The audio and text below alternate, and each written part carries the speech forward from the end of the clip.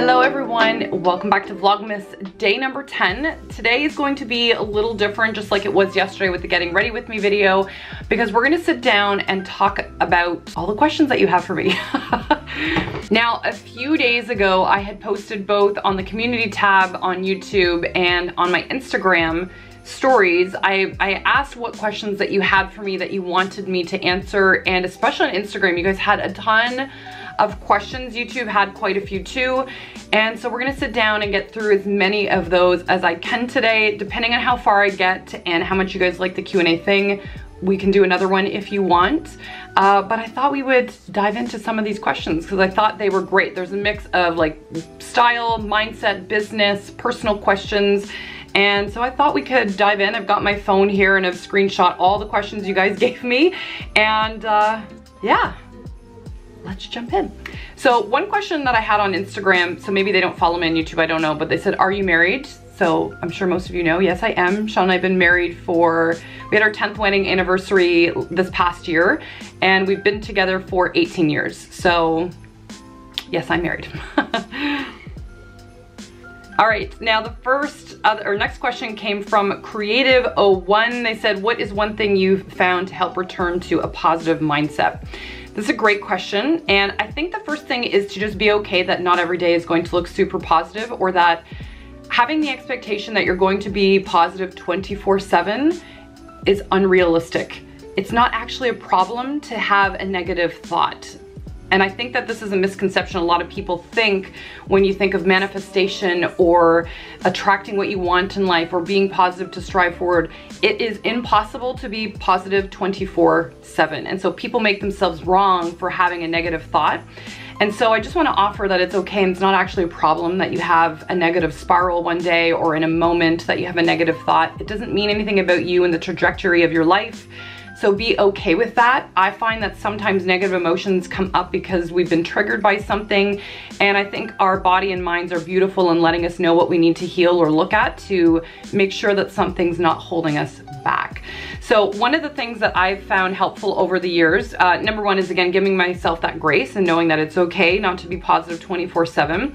The other thing is to catch myself in those moments and also ask myself, who do I want to be in this moment? So if maybe I'm juggling with myself over negativity from, like, should I exercise, should I not? Do I want to pursue this in my business, do I not, right? If I'm having this battle with myself and I'm feeling negative, I try and ask myself and take that self-awareness and ask myself, who do I want to be in this moment, and sort of bring myself back to something that feels more positive or inspiring. Now, not every day I can do that. Sometimes I can't. And this is where I will hit my journal, if I can, every single morning. And I try and journal out, like, why is this showing up for me? What do I need to learn from this? What am I needing to heal? What do I need to look at? And I will journal out why I'm feeling those feelings, because a lot of the time I feel like our culture wants to bypass things like this, and you can't. You need to feel the emotion so that it's not something that becomes like a wound that holds us back in future. So journaling things out is really important, and this is also why I really deeply believe in reading personal development books, taking time to absorb like things that make you feel good, getting coached, having a coach. These are all things that help bring you back so that you have that support on days where you are maybe feeling low. And I've found that through that, it's helped me foster a more positive mindset that's so strong, so that when I do have those down moments, they're not everlasting or something that continues and then becomes a downward spiral, right? Because when we don't clean that up, that's when we have a down week, down month. It can turn into depression and all of these things.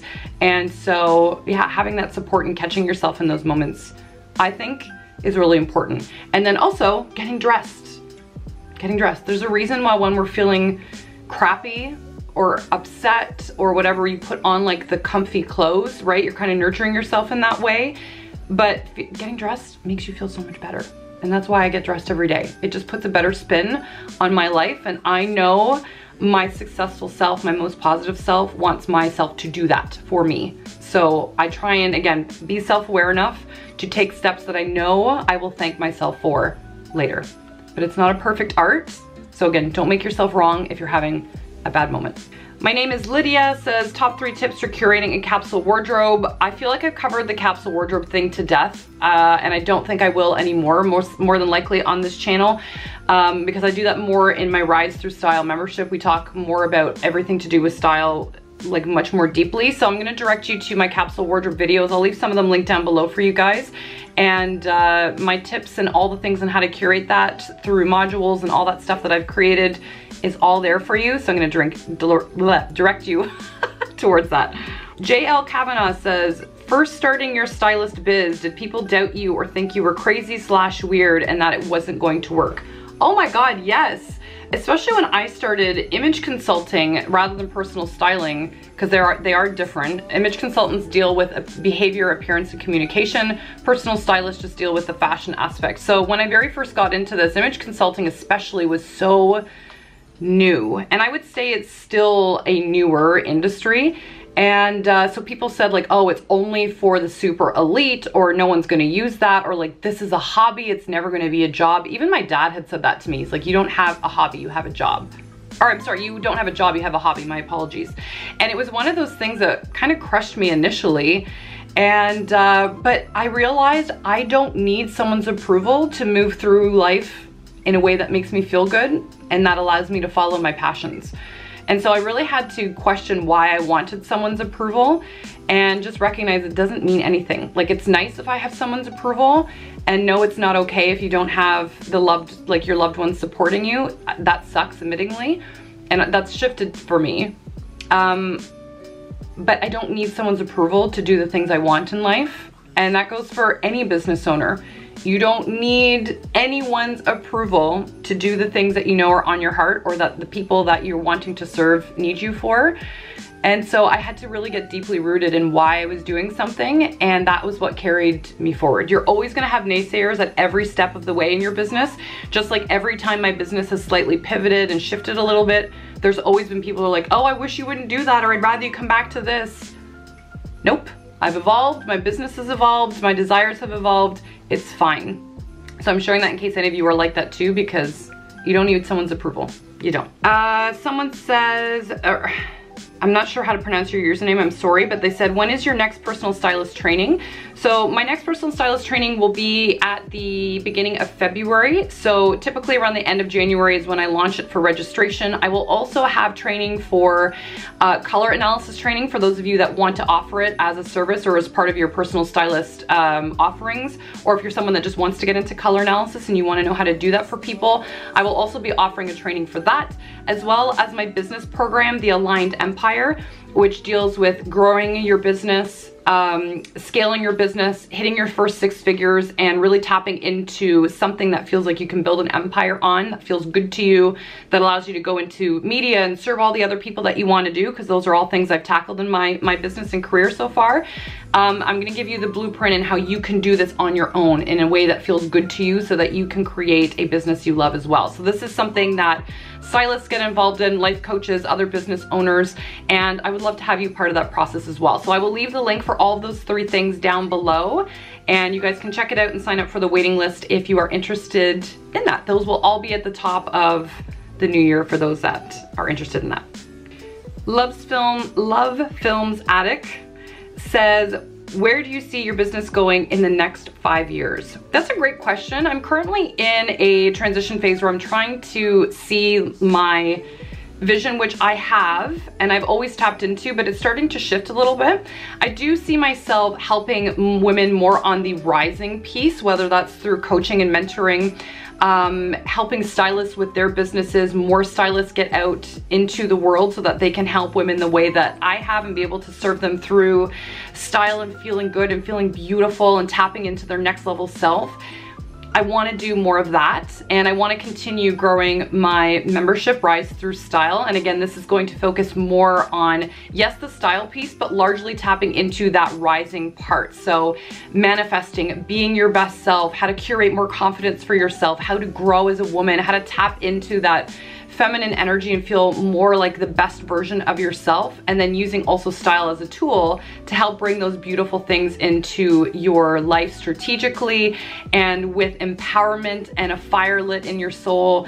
That's what I want to focus on. So there's going to be much more of a leadership transformation aspect that definitely has style, but style will not be the only focus in my business going forward, because I've evolved and there's more I want to talk about with women being women and how we can grow into a bigger, bolder version of ourselves. And a lot of this involves personal development and business and energy, and those are all things that I want to tackle in addition to style. So I don't have all the details out yet, but I have some big dreams and goals, and I'm still filtering out what that's going to look like for me. But I'm very excited, and I'm very excited for the people in my world, and I cannot wait to just jump in further. It's going to be like phenomenal. Raji said, how does one manage to stay stylish all the time? I actually just released a podcast episode about this on do you see yourself as a stylish woman? I highly recommend you check it out. My podcasts are on all the platforms. And I think that question, which is something that I talk about in depth in that podcast episode in particular, is how you tap into feeling and being stylish all the time, but also recognize that stylish is an elastic term. It's different for everybody. And you know, my definition of style is probably gonna be different than yours, but overall I feel like it's dressing so you feel empowered about yourself during the day. Sometimes that looks like sparkly sequin joggers, like what I was wearing the other day. Sometimes that's dressing to the nines and being glamorous. Sometimes it's being super sharp in a business attire, and other times it's buying the most beautiful pajamas you feel comfortable in. So it is an elastic term, and I think that podcast episode I just covered is so important and something I'm gonna direct you to listen to, because that's going to explore that topic a little bit more in depth and allow yourself to create a definition that feels true to you, because this is what style is about. It's not 5 ways to wear the latest trends and look like everybody else in the market. No, it's also not about dressing a certain way so everyone looks like they've stepped out of Aritzia recently. No, if that's what you want to do, that's fine. There's nothing wrong with that. But it's about discovering what works for you as a woman, what works for your lifestyle, what brings your taste to the surface, and also how you're outwardly expressing your innermost self. Because I think that that's so important, because all of that looks different for us. And we should express who we are, right? It's safe to be yourself. And I think that that's something a lot of women learn more and more through style, especially in my world. I know in Rise Through Style, we cover this a lot. And it's so beautiful seeing each and every individual in that membership in particular, like creating a style that's so different, and all of them feel good about what they're creating, and they still all support one another, which is lovely. So again, elastic term, go check out that podcast. I think you'll really like it. Mommy Adele says, who are your style icons and why? So my style icons, I love Rachel Zoe. I've always loved her. Her 70s chic sort of feel, I think, is gorgeous. I love her boho style. That's also very polished. I also love Victoria Beckham. She is like flawless with her style all the time. And I also love Iris Apfel because she's daring. She's hit obviously that point in her life where she doesn't give a damn what people think of how she styles herself. She's very eclectic. I recognize some of that in myself. I'm obviously not as far off the deep end as she is, but I really admire women that dress how they want. They recognize the situation, they can stand out with elegance, but they also add their own personal flair, and it doesn't look like everybody else. And I really, truly admire that. I love self-expression. It's so important to me. And I don't know. So I love her. So those are my three favorites. I'm trying to think if there's anyone else off the top of my head. There's also, like, I don't follow many bloggers, but there's one blogger in particular I follow, or actually two. One's Nina something, and the other one is it Emily? You know what? I'm gonna have to find the links to their Instagram and link it down below. Melinda Ords, I apologize if I'm butchering your last name, says, update on your keto lifestyle and tips. So I feel like you guys have sort of seen how I've been eating a little bit over Vlogmas, and again, I'm kind of elastic with it. I don't follow like a strict keto diet where I can only eat a certain amount of carbs and whatnot. I just try and keep most of my meals as keto oriented as possible 7 days of the week. So most of it is a protein with lots of veg and good healthy fats in there. I try, like, one of the things I've kept up with is Sean and I have eliminated basically all sugar from our diet. Like if there's something sweet, it's usually sweetened with stevia. We might have sugar if it's like in a sauce we've bought, but even that, we've switched a lot of our sauces to more keto oriented ones, or also things that are sweetened with stevia or natural sugars instead. So I'm happy about that. But I also love popcorn and nacho chips and things like that. So you guys saw, like we had like an organic, like chili and organic chips, but they were still chips. There's still nacho chips. Is that keto? No, but like I really loved it and I don't regret it. And so I honor the things I want when I want them. And it's made me keep my sanity. I have a glass of wine when I want. I have the chocolate when I want, but again, I've tried to keep my chocolate a little bit more keto oriented. Luckily, Sean and I have a store that's close by to us that is for keto lifestyle. So we buy a lot of like creamers and sweets and stuff like that from them. So that's actually been really helpful. But I'm human, Sean's human, and he follows it even less than I do, but I've just recognized it keeps my blood sugar stable. I don't crash in the afternoon. I feel healthier when I do it, but I will have the other things when I feel like it, and it's allowed my weight to stay stable. And when I'm better with my exercise, which I'm happy to say I've kept up a regime of at least 4 times a week with things. Sometimes weight slips off. If it does, cool. If it doesn't, it's fine, but my weight's stabilized and I'm happy with that. I just feel stronger, especially now that I've kept exercise a regular part of my routine, because Sean and I did 75 hard, which is another question I'll lean into. And I just feel good. Live your life, right? Find something like a diet that's more of a lifestyle you can keep up with. And don't beat yourself up if you don't follow it by the book. You will find a flow that feels aligned for you. Okay, now on that note, 75 hard, that was a question that I got as well that came up a few times. Sean and I followed that until day 39 and then we stopped. Now we didn't stop because we like broke the rules or like we frigged up like one day, I almost swore, sorry. And it wasn't that. We literally hit a Sunday night it was, and Sean said to me like, ugh, I don't feel like doing the workouts twice a day. And like we were following keto really strict at that time because that was part of the deal. And I was like, you know what, don't quit, like do it for the day, like don't regret it and like just fall because of, like stop because of a moment you're having. And so he did, he pursued it. And then the Monday I was having the exact same kind of day. I was like, oh, I really don't want to do this. This is like, it was just feeling like an impediment on my time. But I didn't give up and I kept going and kept with it. And then I think it was on the Wednesday or Thursday that same week, we both just looked at one another and were like, why are we doing this? Like we just didn't feel like it anymore. And it didn't feel like a lack decision to stop. We just didn't want to do the 2-a-day workouts. That's really what it came down to. And I feel very good about us having stopped. It wasn't a mentally weak decision on our part. It just felt like a very clean, like it was good to get our eating habits in check. And it felt good to get into like the extremes, if you will, that are in that challenge. And I don't even know that they're extreme. It's just, again, you're nourishing better, healthier habits for yourself. And we've kept up with them. So other than the 2-a-day workouts. So I actually don't feel bad about it. And 39 days I think is pretty good. Sean's actually entertaining it of doing it again. I don't know whether he'll actually do it or not, but I'm happy that we tried it. I feel good about it. And so we ended on day 39. But I had fun with it. This next question is so good. This is from Diana Gargo, I believe is her last name. She said, I love your perception on perceived value. Beyond price tag, what makes a piece valuable to you? So I think I've chatted about this in several videos, but something that's valuable to me has to have quality in my eyes, especially when it comes to clothing. So it has to be well made if I'm gonna spend a lot of money on it. It also has to work for my lifestyle, so there has to be some practical value for it.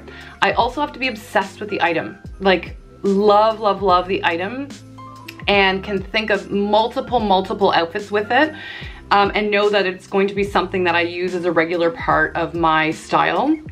And it has to feel special to me. Anything I buy that's a investment has to come from this hell yes energy.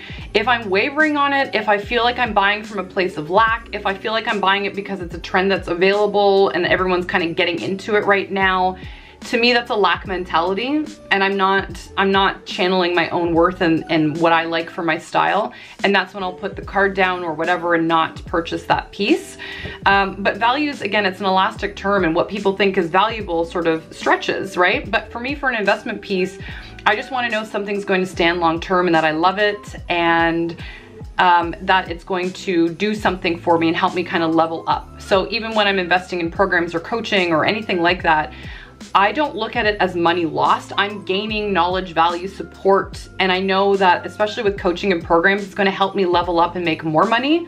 So someone's not taking money from me. It's an exchange of energy, an exchange of knowledge, like all those things. But that's personally what I believe.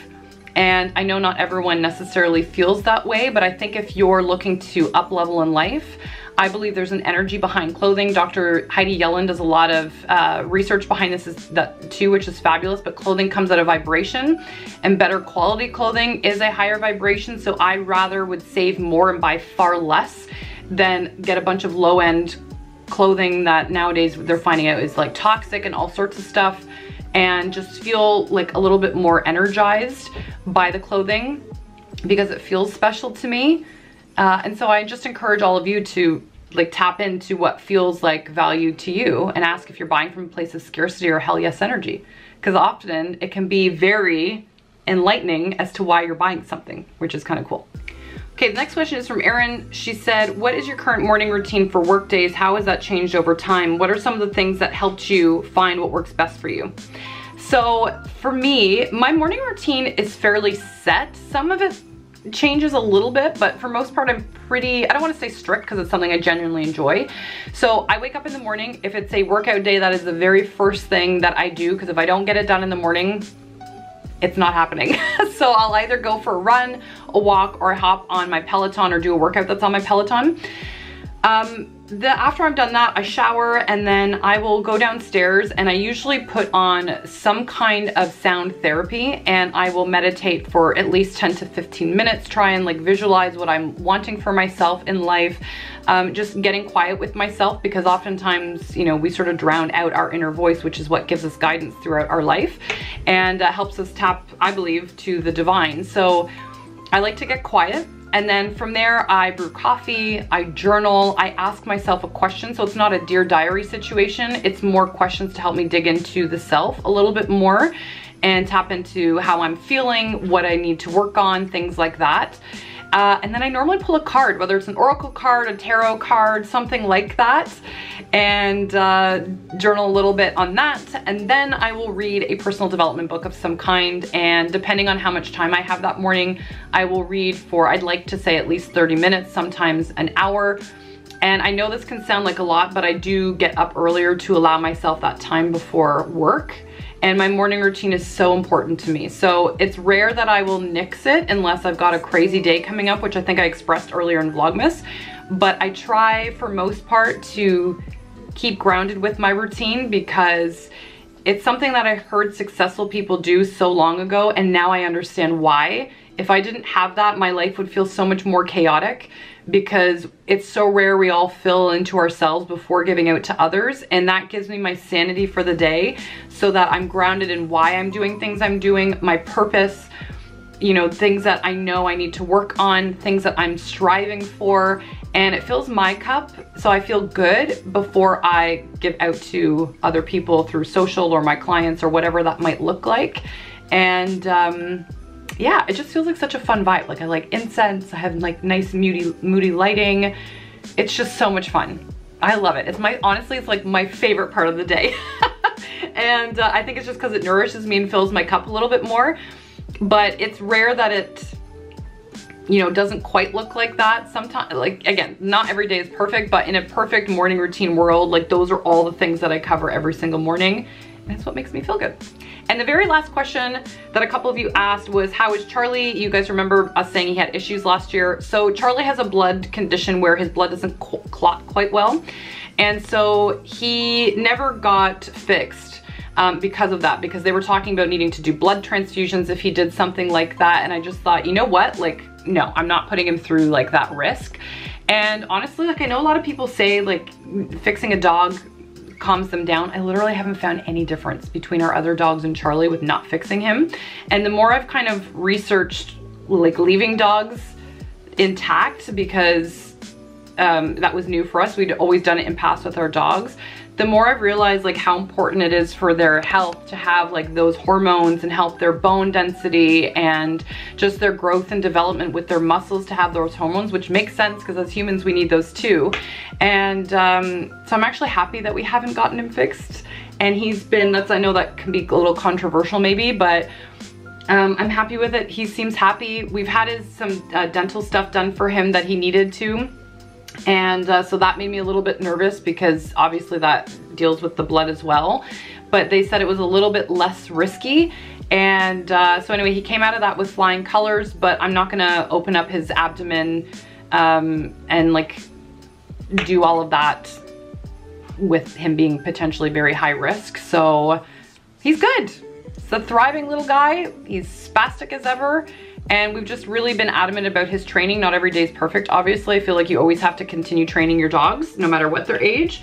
But he's a 2-year-old thriving dog, or he's almost 2. He'll be 2 next week. So I'm gonna celebrate his birthday with cake. But he's doing really well and I love him so much, and I'm so glad we have an animal again in our life because it just felt like a hole in my heart when we had put our elderly animals down. And so he's good. So thank you for asking. So I'm gonna leave it here. I'm sure this was incredibly long. I'm so sorry. Thank you for those of you that stuck it out. If you want more questions, because there was just like a library of them, I feel like I only touched the surface. But if you guys want me to answer more, then please let me know and we can do another Q&A, whether you want it in Vlogmas or just sometime in future. And yeah, thank you for journeying with me. Thank you for your beautiful questions. And I will catch you in next day's Vlogmas where we return to the normal everyday stuff. We'll get caught up with the Advent, and yeah, I will talk to you guys tomorrow.